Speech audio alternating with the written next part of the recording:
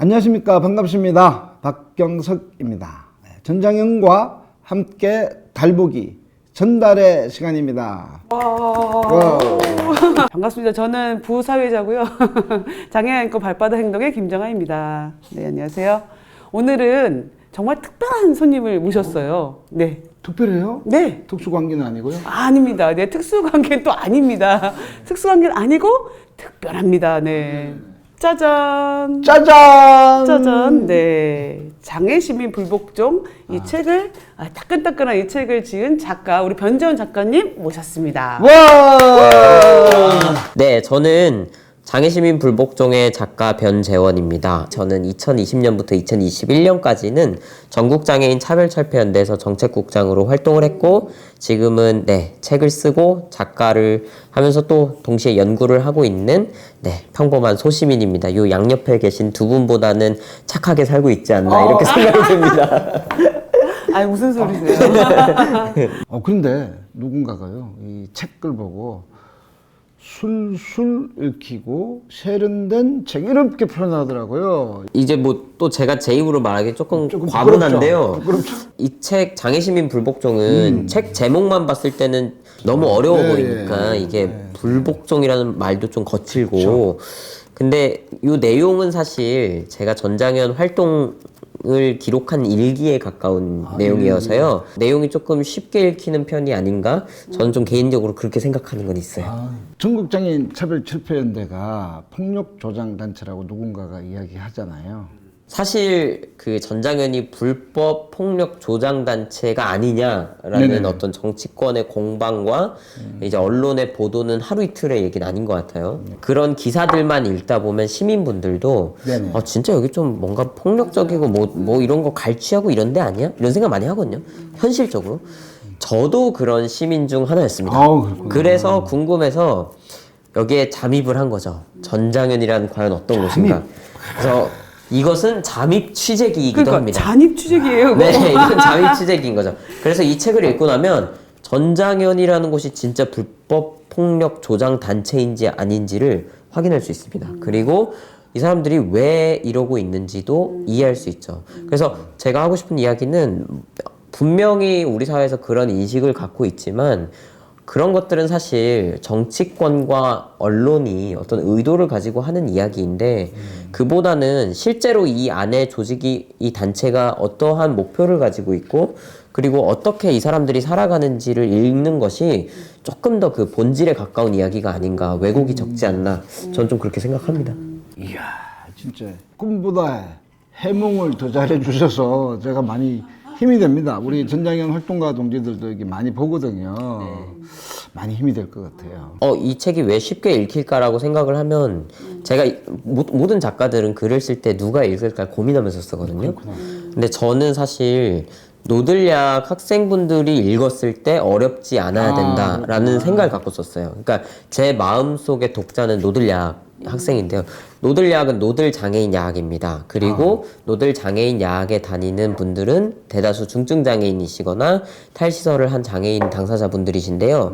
그분들을 위해서 이제 학교에서는 굉장히 다양한 커리큘럼, 이제 뭐 예를 들면 이제 문해부터 시작해서 영어도 가르치고 철학도 가르치고 인권도 배울 수 있는 그런 곳입니다. 장애인 평생교육의 개념인데요. 근데 그 이야기를 듣다 보면 아시겠지만 학교 밖, 그러니까 우리 국가 제도 안에서 교육제도 밖에 밀려난 학생분들이 같이 공부하고 새로운 공동체를 이루는 곳에서 배우는 거기 때문에 당연히 어려운 책을 썼을 때 읽기가 좀 어려운 게 있어요. 그래서 저는 만약에 노들장애인 야학에 다니는 학생분들이 이 책을 읽는다면 이 표현은 좀 어렵지 않나? 이 표현은 좀 난해하거나 현학적이지 않나?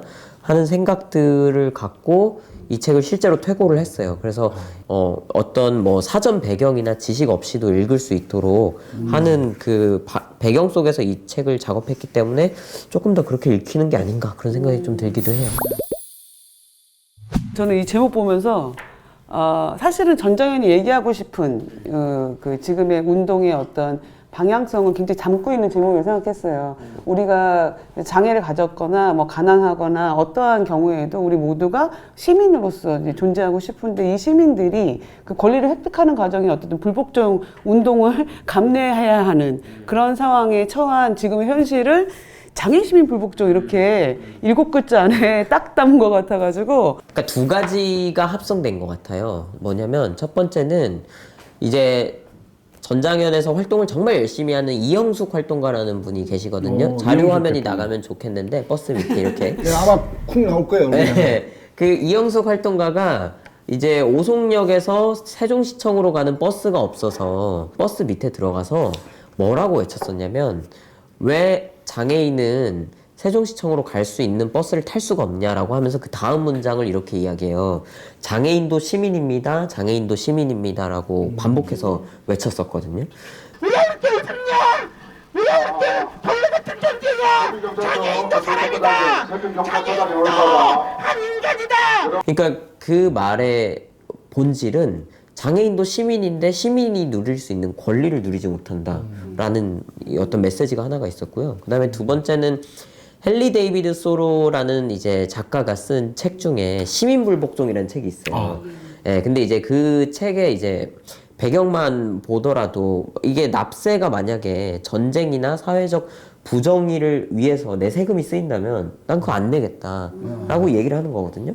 그러면 그 굉장히 불복종인 거예요. 왜냐면 세금을 내야지 국가가 운영이 되는데 그 세금을 안 내겠다라고 하는 거니까.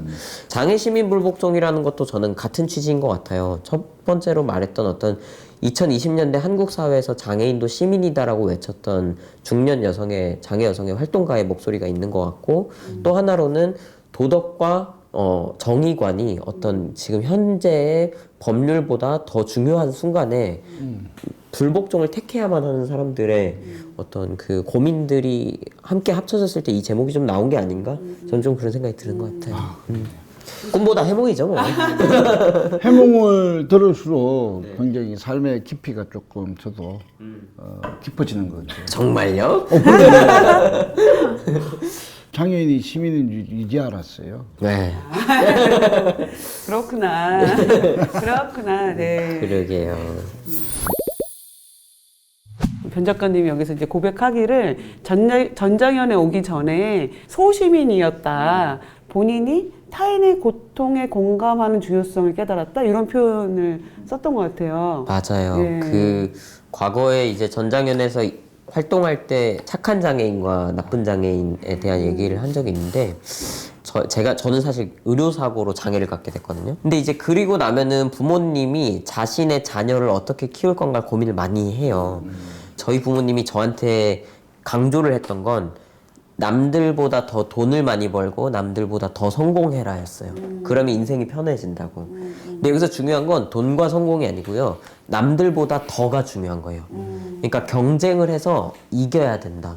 그리고 타인이 너보다 아래에 있어야 된다. 그러니까 이렇게 계속 생각하면서 살아왔다 보니까 저도 나쁘지 않은 커리어를 살았던 것 같거든요. 좋은 대학도 가고 좋은 직장도 구하고 그랬던 것 같은데 근데 어느 날 이제 하필이면 만나면 안 될 사람 이제 김정아를 만나셨고 아니요. 박경석 씨를 만났는데요. 저한테 좀 뼈 때리는 말을 뼈를 때렸어요. 했어요. 그 뭐였냐면 전 두 가지가 특히 기억이 나는데 하나는 장애인은 우리 사회의 침전물이다라는 표현을 쓴 게 있어요. 근데 이게 조금 처음엔 이해가 안 갔거든요. 왜 자기 자신을 침전물이라고 표현하지? 그건 되게 비하적인 표현이잖아요. 그쵸. 근데 진짜 냉정하게 보면 그럴 수도 있는 거예요. 우리 사회에서 장애인들은 정말 어떤 권리를 주장할 수도 없고 그냥 다 가라앉아 있는 거죠. 네, 그리고 심지어는 불순물 취급을 받기도 하고요. 그렇죠. 그게 약간 제 스스로에게 조금 부끄러웠던 지점이 하나가 있고 그 다음에 이제 두 번째는 제 책에도 나오는데 이 책의 조그마한 챕터 중 하나가 쿼바디스 도미네라는 표현이 있어요. 제가 좋아하는 표현이기도 해요. 그러니까요. 그 표현을 한번 좀 설명해 주시겠어요? 제가요? 네. 코바디스 도미네는 베드로가 이제 예수님 죽고 난 뒤에 이 어딘가 가서 이제 선교하러 갔는데 거기가 지독 같은 곳인 모양이에요. 아마 갈라치고 혐오가 많은 곳으로 가서 선교하라 그랬는데 무섭잖아. 그래 도망치려고 쫙 도망쳤어요. 그런데 예수님이 딱 나타나서 너 어디로 가느냐? 예, 코바디스 도미네. 네가 피해간 곳으로 간다. 이렇게. 주여 어디로 가시니까 코바디스 도미네. 어디로 가야 합니까? 맞나? 제가 조금 잡아드리면 이거 잡아주세요. 아주 잘 설명을 해주셨는데 저는 박경석 대표한테 코바디스 도민을 처음 듣고 집에 가서 검색해봤어요 네이버에다가. 그래요? 이게 뭔 말인가 해서 이거 뭐 한국말은 아닌 것 같고 그래서 대충 보니까 지금 설명하신 게 맞아요. 그러니까 폭군 네로가 이게 폭군 네로였구나. 점점 너무 잔혹해지는 상황에서 윤석열이 그렇죠. 뭐 일단 그래서 베드로가 도망을 친 거죠. 그래서 베드로가 도망을 치다가 예수의 환영을 받대요. 근데 그 길로 거꾸로 들어가고 있대. 자기 도망친 대로. 아, 그래요? 그래서 베드로가 주여 어디로 가시나이까? 맞다. 라고 물어봤대요. 예수님이 가니까 대표적으로 물었다. 왜냐면은 그 말의 질문의 속뜻은 왜 죽는 길을 들어가고 있냐 어, 이거죠. 그래. 그랬더니 예수가 대답하기를 네가 도망친 그곳으로 내가 가고 있다고 얘기를 했대요. 그리고 예수의 환영이 사라졌대요. 그리고 나서 이제 베드로는 결국 거길로 다시 돌아가서 이제 순교당하죠. 예, 거꾸로 매달려가지고 십자가에. 그래서 이제 그 얘기인데 내가 지금 갑자기 이게 속아서 결혼했다는 게 무슨 말인지 이제 갑자기 알 것 같네. 아니 지금 나는 이 얘기 때문에 마음이 흔들려서 여기까지 왔는데 본인은 기억도 못해. 본인이 기억을 못하면 근데 맞아요. 근데 지금 그 이야기 때문에 제가 흔들렸어요. 그러니까 저는 제 인생을 생각해보면 전 되게 도망치는 삶이었던 것 같아요.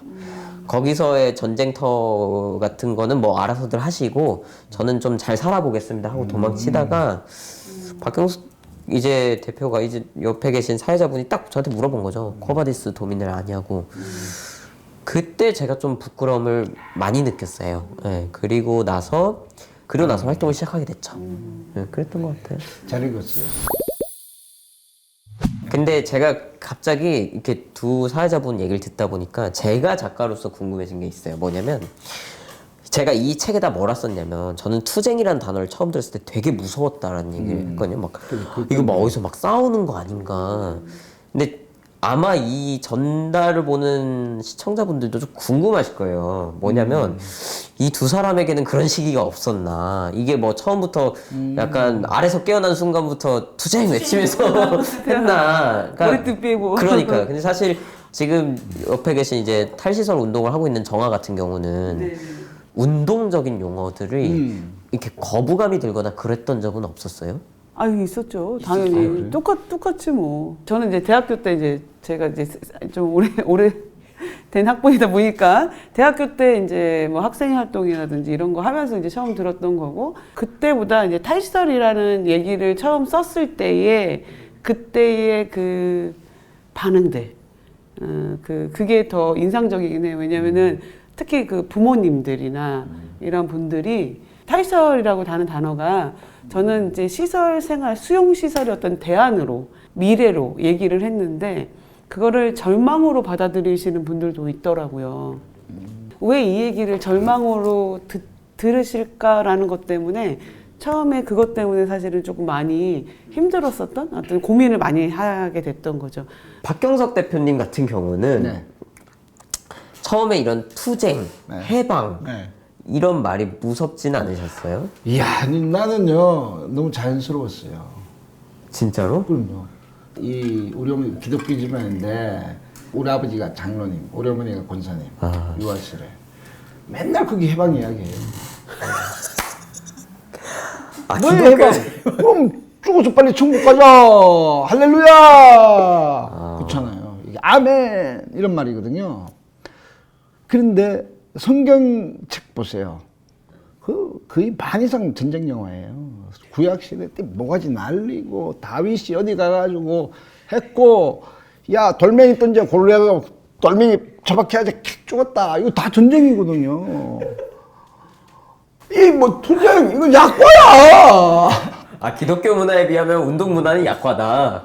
아이고 여기는 퀄리티도 높고 우리는 이제 삶의 현실, 지금의 삶의 현실을 가지고 이야기하잖아요. 조금 더 인간답게 살겠다. 한마디로 시민으로 살고 싶다. 이런 말이잖아요. 근데 거기에 투쟁하니까 뭐 이게 너무 약하게 보이는 거야, 나는. 저는 아멘, 아멘, 아멘 하는 마음으로 하니까 너무 시끄러워요. 아니 운동 문화와 교회 문화가 비슷한가 봐. 저렇게 유사성을 느끼고. 근데 제가 알기로 정화도 기독교 신앙 그건 권사님이잖아요. 아 그렇죠. 그게 도움이 됐나요 운동에? 도움이 됐어요. 진짜로? 그거 어디서 이게 맞나요? 저는 약자를 자비롭게 바라보는 그런 마음? 그런 건가? 또 한때 이제 열심히 근데 요즘 열심히 안 해가지고 제가 뭐 할 말은 없습니다만은. 또 사회자로 돌아오세요. 예. 하여튼 그래서 그래 책으로 돌아와야지. 예. 아니 나 책에 궁금한 게 아직 많다니까. 말씀하세요.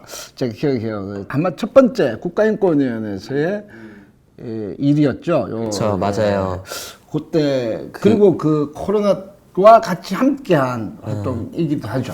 2020년 초반인데 제가 활동을 딱 시작하자마자 네. 그때 진짜 제 기억으로는 목소리가 조금 업됐어요. 업됐고 일단 그 상황을 먼저 좀 설명하면 정부가 코호트 격리라는 걸 한다 그랬거든요. 코호트 격리. 근데 그때 제가 기억하기로는 활동가들이 코호트가 정확히 뭔지를 몰랐어요. 그렇죠. 근데 정확한 맥락은 그 책에 나와 있는데 대충 이런 거예요. 집단 시설에 적합한 방역 정책. 근데 이 표현도 뭐가 좀 설명이 잘 안 돼요. 막 찾아보니까 그러니까 핵심은 이건 거예요. 다 가두기. 다 가도. 다 가두기. 근데 그걸 이제 행정 용어로 바꾸니까 되게 세련돼 보이더라고요. 코호트 격리 뭐 이런 식으로. 그때 이제 막 일들을 활동가들은 너무 분주하게 아무렇지 않게 나누더라고요. 근데 지금 돌이켜서 생각하면 거기서 발언하라고 이제 준 거는 그렇게 어려운 일은 아니었는데 그때는 저한테 너무 큰 일을 맡겼다고 저는 생각을 했고 제가 발언을 거기서 하게 돼서 그래서 목소리가 막 업이 된 상태로 그쵸. 솔직히 그러니까 이 감정을 어떻게 주체해야 되는지 모르는 채로 인터뷰를 했었던 것 같아요. 그래서 그때 뭐 다가두는 정책 앞에서 도망칠 권리를 좀 주세요 라고 외쳤던 것 같아요. 그리고 나서 그날부터 한 며칠간 전화기에 불이 났죠. 예. 뭐 특히 청도대남병원에서 이제 집단 사망 사례가 발생했기 때문에 그걸 또 대응을 하던 게 이제 한 일주일이었던 것 같아요. 근데 저한테는 개인적으로 충격적인 이유가 딱 활동을 시작하자마자 왔는데 제가 이제 교과서에서 배우는 국가는 뭐 사회적 약자를 위한 복지를 제공하고 뭐 이런 거였는데 그 와서 보니까 아사리판인 거예요. 죽을 사람은 죽고 살 사람은 살고 이건 거예요. 핵심은. 아 이게 현실이구나라고 깜짝 놀랐던 계기이기도 하죠. 그래요. 모두가 위기가 다가올 때잖아요. 전쟁이 또 그런 거잖아요. 그런 위기의 시대, 전쟁의 시대에 특히 약자들, 그 장애인들을 다루는 방식의 코호트 격리는 히틀러의 그 티포, 자국의 30만 명의 장애인들을 이 생체 실험하는 것하고 똑같이 비교가 되더라고요, 저한테는. 그런 거구나라는 것들을 느끼게 해줬어요, 저는 이 코호트라는 것. 근데 아직도 너무 세상은 잘 모르는 것 같아요. 감염된 사람은 한 사람이지만 시설에 사는 그 100명은 무조건 그냥 같이 집단적으로 격리되어 있는, 계속 그렇게 격리되어 있는 것이 굉장히 그 감염이라고 하는 시대에 수용에 대해서 정당성을 부여했던 그런 일이었던 것 같아요. 그래서 제가 사실 이 책에 데모는 왜 하는가 1, 2, 3, 4를 여기다 끼워놨는데 맞아요. 나 그것도 물어보려고 그랬는데. 그건 내가 물어보려고 그랬는데. 그 이야기를 조금 해보면 저는 사실 팬데믹 활동가라고 해도 과언이 아니거든요. 2020년부터 21년까지니까. 근데 이때 제가 느꼈던 거는 첫 번째는 사회적 약자가 자기 목소리를 안 내면 죽는다. 두 번째는 누구도 이 사람들의 권리를 챙겨주지 않는다. 뭐 이 생각이 들더라고요. 그래서 결국 돌고 돌아서 데모가 누군가의 눈에는 제일 원시적인 수단이거든요. 왜냐면 요즘 무슨 인공지능, 빅데이터 이런 얘기 하잖아요. 근데 데모는 그냥 사람들 길거리 나오는 게 다잖아요. 근데 역설적으로 이게 제일 필요하구나. 문제 제기를 하지 않으면 안 되는구나. 라는 생각이 하나가 들었고, 그리고 팬데믹 기간에 활동가들이 실제로 그런 것도 많이 해봤거든요. 소셜미디어에 뭐 해시태그 올려서 운동하는 거, 페이스북에 이렇게 사진, 릴레이 사진 찍어서 올리는 거. 근데 이런 걸로는 정책이 안 바뀌더라고요. 그러니까 거리에 모이는 그 방법이 가장 원시적으로 보이는데도 원시적. 그런데 그게 가장 직접적이고 가장 정직하고 또 동시에 가장 효과적인 방법이더라고요. 그래서 그 고민들을 좀 같이 이야기하고 싶어서 제가 읽은 책에 그래도 책을 읽었다라는 이런 걸 하기 위해서 제가 한마디 여기 소외된 자, 차별받는 자, 무시당하는 자 모두 숨지 말자. 예. 불화를 민폐처럼 여기지 말자. 민주사회 구성원으로서 당당히 자신의 목소리를 키우자. 우리 없이 우리의 문제가 정의될 때, 우리가 동정심의 대상으로 취급될 때, 우리가 사라질 때 민주주의가 위기를 맞는다는 사실을 잊지 말자. 이렇게 글로 책에다 딱 나오니까요. 되게 멋져 보여요. 진짜. 전 진짜로 그런 분들 많이 만나거든요. 장애인 분들인데 근데 저는 전장현이 하는 방식에는 동의하기가 어려워요 라고 얘기하는 분들 많이 만나요. 맞아요. 근데 또 동시에 조금 얘기 듣다 보면 삶이 그렇게 불편한 게 많은데 되게 참고 사세요. 그래서 왜 참고 사시냐 물어보면 아, 제가 그래도 이렇게 뭘 나서면 좀 민폐가 되는 것 같아서 저는 사회에다가 폐를 끼치는 사람이 되고 싶진 않다. 이런 얘기하는 분들이 많거든요. 그래서 고민이 들더라고요. 이분들은 이걸 왜 민폐라고 생각을 하지? 민폐. 그렇게 생각할 필요가 있나? 오히려 목소리를 낸다는 거는 민주주의 사회의 구성원으로서 해야 되는 거고 그게 오히려 우리 사회 정치를 발전시키는 건데 라는 생각이 들어서 이 문장을 좀 썼던 기억이 나네요. 불편함을 더 그 근본적인 이유, 그 제공자들에게 좀 더 초점이 맞춰져서 우리가 데모로 연결되면 어떨까라는 생각을 합니다. 저는 해석 꿈보다 해석이 좋죠. 아니에요. 실제로 고마워요. 저도 그렇게 생각을 하고 이 얘기를 들었을 때가 제 심장이 제일 덜컹했거든요. 그 김현정의 뉴스쇼에 나갔을 때 MC가 저한테 한 질문인데 저한테 이렇게 물어보더라고요. 이렇게 쳐다보시더니 두렵지 않으세요? 이러는 거예요. 저 그때 깜짝 놀랐거든요. 생각이 좀 많이 들었는데 전 이제 그 두 분한테도 좀 이게 대본에 없던 질문이니까 한번 좀 여쭤보고 싶어요. 데모라는 걸 나가는 사람들한테 두렵지 않으세요? 이 책의 제목 중에 어떻게 질 것인가 이런 챕터가 있어요. 책 내용 중에 쓰라린 패배를 경험하면서도 끊임없이 활동해야 하는 그것은 무엇일까? 그래서 그냥 그 챕터를 왜 넣고 싶었는지를 물어보려고 했었거든요. 근데 왜 두렵지 않으세요? 사실 두렵지 않다고 얘기하면 거짓말인 것 같고 다만 그런 건 있는 것 같아요. 지게 뻔한데 이 싸움을 계속 왜 하나 하는 생각을 들면은 당장은 사실은 조금 질 것 같아요. 당장은 좀 질 것 같은데 좀 길게 보면은 안 질 것 같아요. 그래서 두렵다는 거야, 안 두렵다는 거야? 마음이 쫄고 대범한 척하지만 계속 흔들리고 눈물도 나고 우울해지고 걱정도 많고 그러는데 그 속에서도 견뎌내는 어떤 그 힘이 필요한데 그 어떤 우직함이 필요한데 운동에서는 그걸 조금 멀리 보는 힘, 멀리 보는 힘을 가져야 그 우직함이 이제 좀 있는 것 같아요. 그래서 두렵다는 거야, 안 두렵다는 거야? 저는 두려워요. 진짜 무서워 뒤지겠어요. 뭐가요? 예? 포기할까봐. 투쟁을 포기할까봐. 두려운 거는요, 우리를 혐오하고 압박하고 환경이 두려운 게 아니라 그 환경에 맞서지 못할까봐 두려워요. 어차피 깨진 꿈 혼자는 갈 수 있는데 우리가 같이 하는 것들을 포기할까봐 그게 두렵습니다. 저는. 한 명 더 같이 있다면 한 명만 더, 3명만 할 수만 있다면 이 3명을 조직 못할까봐 두렵긴 두려워요. 그게 진짜 어렵더라고요. 그러니까 저 혼자 여기에다가 편의시설을 설치해달라고 하거나 저 혼자 뭐 여기 클럽에 들어가서 춤추고 싶다라고 하거나 하는 건 웬만하면은 좀 이렇게 실랑이가 있긴 하지만 다 되거든요. 그래서 그거는 제가 다 이겼던 것 같아요. 살아오는 동안. 근데 뭐 장애인의 이동권을 보장하라고 한다거나 출근길에 지하철을 타고 싶다고 하거나 퇴근길에 버스를 타고 싶다고 하는 건 이거 이기질 못하더라고요. 그러니까 이거는 너는 태워줄 테니까 남들은 타지 말라고 한다거나 아니면 장애인이 왜 그 시간에 나와서 그걸 타려고 하냐라고 하던가. 뭐 탈시설과 자립 생활도 마찬가지인 것 같아요. 그래서 이게 어떻게 질 것인지를 고민 안 하면 이거 계속 못 하겠더라고요.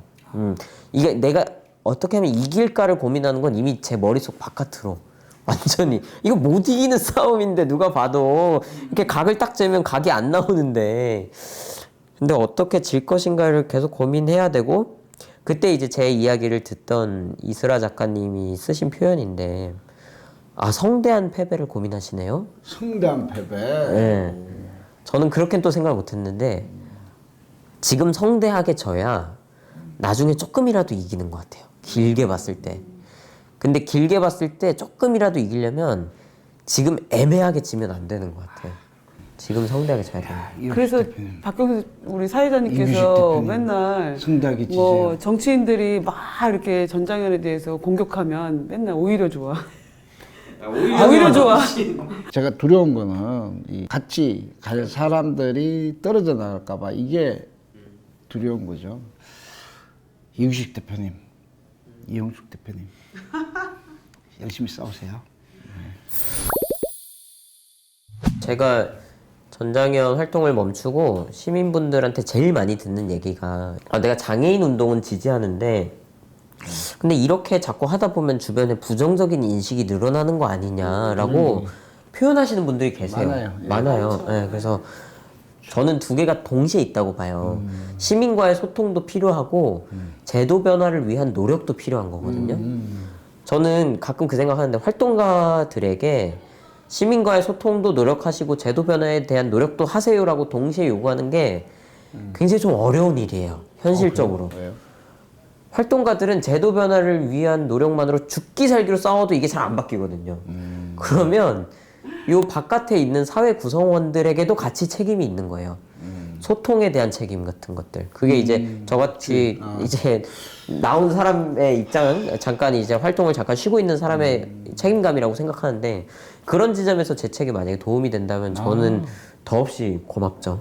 네, 그렇게 생각하는 것 같아요. 그런데 왜 장애인들의 권리가 시민들의 이 공감을 전제로 받아야 될 건가?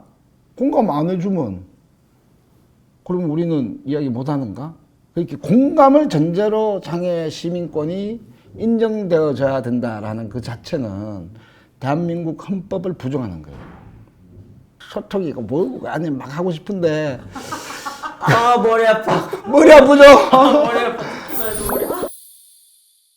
마지막 질문 네. 또 있습니다. 마지막 질문 말씀하세요. 안 끝났어. 아니 마지막 하세요. 안트를 해야 하세요. 되니까. 네, 하세요. 홍원전 작가가 여기 딱 썼더라고요 뒤에 전장현이 이렇게 사랑스러운 조직이었던가 그런 것 같아요.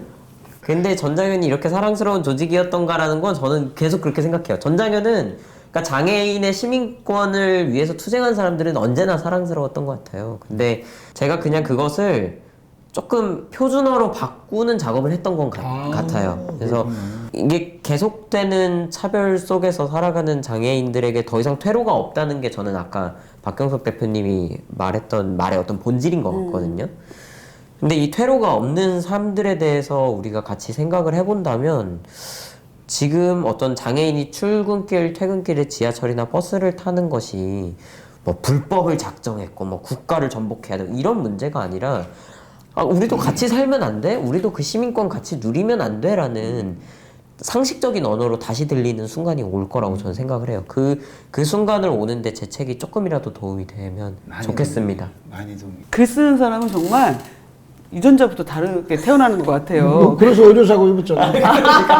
아니 정말 우리의 전장현 그리고 우리 장애 운동을 너무 쉬운 언어와 그리고 세련된 언어와 그리고 정말 애정이 담뿍 담긴 언어로 책을 만들어준 변 작가님께 감사드리고 이 책이 많이 읽히고 또 후속작도 나와서 더 우리가 이 장애 운동에 대한 애정, 사랑, 정말 사랑스러운 마음으로 이 사회를 보고 그 아까 타인의 고통을 좀 더 우리가 연대하는 그런 우리 많은 사람들이 더 많이 생겨났으면 좋겠다 이런 네. 생각을 해봅니다. 전장현 유튜브 구독, 좋아요 많이 눌러주세요. 와, 와, 감사합니다. 감사합니다. 감사합니다. 네, 안녕. 안녕.